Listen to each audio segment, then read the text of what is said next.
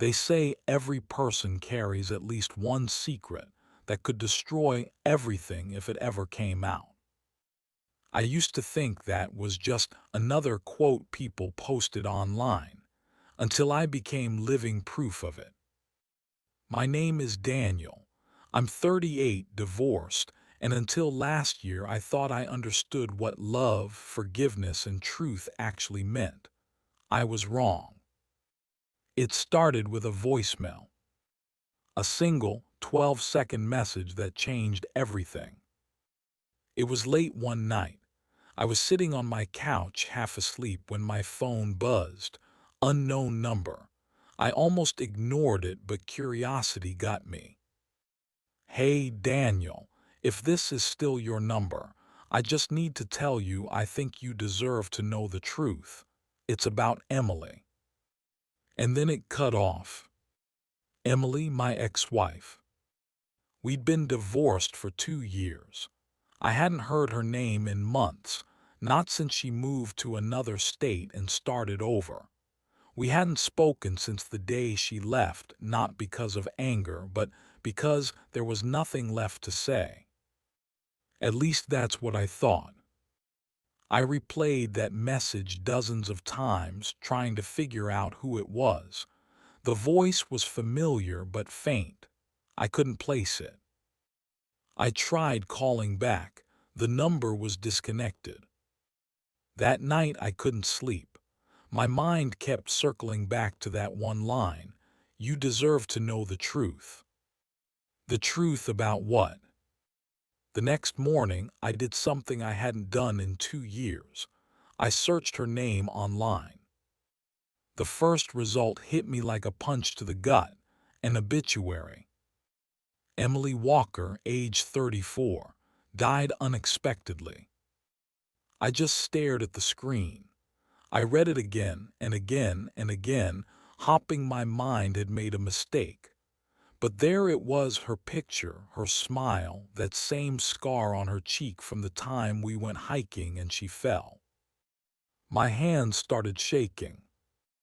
I didn't even know she was gone. I called her sister, but no answer. I sent an email, no reply. Finally, I found an address at the bottom of the obituary page for a small-town funeral home. I called them. The woman on the phone confirmed it. Yes, sir. Emily Walker passed away 2 months ago. Are you family? My throat tightened. I used to be. The woman paused. Then there's something you should probably know. She said Emily had left behind a sealed envelope addressed to me. She said they'd been trying to locate me but couldn't find my current address. I gave her my information immediately, and 2 days later, a small brown envelope arrived in my mailbox. No return address, just my name written in her handwriting. I held it for a long time before opening it. My hands were trembling so hard I almost tore the paper. Inside was a short letter, folded twice. Daniel, if you're reading this, I'm gone. And I'm sorry for leaving so many things unsaid. I know we didn't end well. I know I hurt you, maybe more than you'll ever admit. But there's something I need you to understand, something I never told you because I thought it would only make things worse. The day I left, I didn't leave because I stopped loving you. I left because I couldn't tell you the truth about what happened that night. My stomach twisted. That night, I knew exactly what she meant. 3 years ago, we were driving home from a dinner party. It was raining hard. She was driving. We were arguing about something stupid, probably money. I remember headlights, a curve, the sound of metal, and then silence. We hit something. When I woke up, the windshield was cracked, airbags deployed. My head was bleeding. Emily was crying, shaking uncontrollably. I asked what happened. She said it was a deer. I believed her. but her letter said otherwise. Daniel, we didn't hit a deer. We hit a man. I panicked. You were unconscious. I checked. There was no pulse, no breath. I called for help, but then I saw the bottle. He was drunk, his car half off the road. I thought they'd blame me. I'm sorry. I dragged him into his car. I lit it on fire. I thought it would look like an accident. I didn't tell you because I couldn't live with the thought of you looking at me the same way again. I had to stop reading. My chest felt like it was collapsing in on itself. She ended the letter with one final line. I've been sick for months. If you still hate me, I understand. But please find his family. Tell them the truth. Don't let me leave this world with that lie still between us.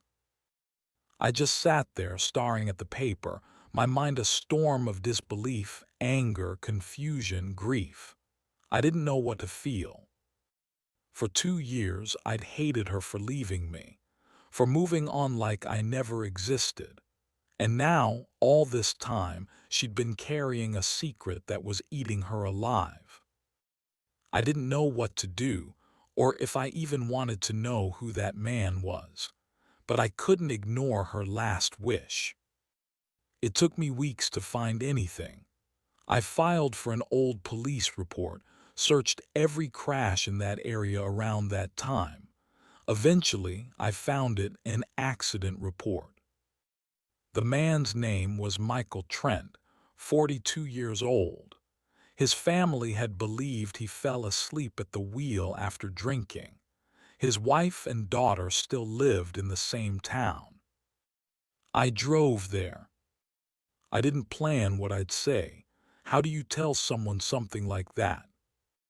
I found their house small, simple, with a white fence and a wind chime that sounded like glass breaking in slow motion. His wife, Anna, opened the door. "Can I help you?" she asked. My voice cracked. "My name, Daniel. I think I might know something about your husband's accident." She froze. We sat at her kitchen table and I told her everything. The crash, the letter, Emily's death, every detail. She didn't interrupt me once. She just listened, her hands folded in front of her, trembling slightly. When I finished, she just said, "Thank you." I didn't understand. I asked her why she wasn't angry. She looked at me, tired eyes but calm. Because I've known deep down all these years. I just needed to hear it out loud. Then she handed me something, an old photograph. It was a picture of Emily, standing in front of a small bakery, smiling. "She came here a few months after the accident," Anna said. "She didn't say anything, but she left flowers on my porch every week for a year." My throat closed. I don't know how long I sat there after that. When I finally left, the wind chime was still playing its soft, broken tune. It's been a year since that day. I still have Emily's letter in my drawer. Some nights I read it again, not to punish myself, but to remember. Not every truth sets you free. Some truths break you, but they make you human again. And maybe that's what forgiveness really means. Not forgetting what happened, but choosing to carry it anyway.